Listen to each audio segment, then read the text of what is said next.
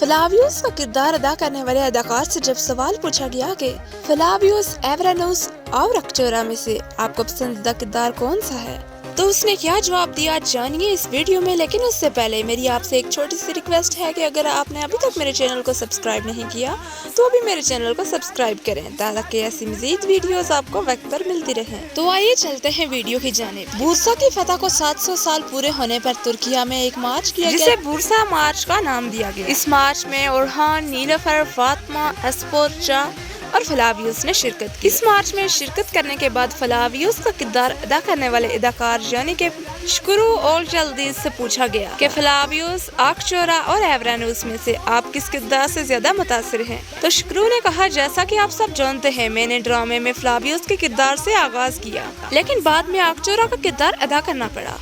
आक्चोरा का किरदार अदा करते हुए मैं और जेमरी ने काफी मिलकर अच्छा काम किया और काफी लड़े भी। इस लड़ाई से उनकी मराद अदाकारों के दरमियान नहीं बल्कि ड्रामे के अंदर होने वाले सीन्स के बारे में है जो फातिमा और आक्चोरा की लड़ाई के बारे में दिखाए जाते थे।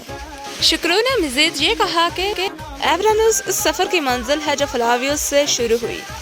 एवरानोस का किरदार तो बहुत अच्छा है, लेकिन मैं इन सब में से अगर कहूँ तो फ्लावियोस का किरदार मुतासिर कुन है और मुझे बहुत अच्छा लगा। वैसे ये बात तो जाहिर है मुझे भी फ्लावियोस का किरदार ही एवरानोस, आक्चोरा में से ज्यादा अच्छा लगा। आपके लिए कौन सा किरदार मुतासिर कुन है कमेंट में बताना मत भूलिएगा। मेरी वीडियो देखने के लिए शुक्रिया। मैं फातिमा और ओरहान का इंटरव्यू भी उर्दू में जल्द ही डब करूँगी, लेकिन इंतजार कीजिए। तब तक के लिए मुझे दीजिए इजाजत। अल्लाह हाफिज।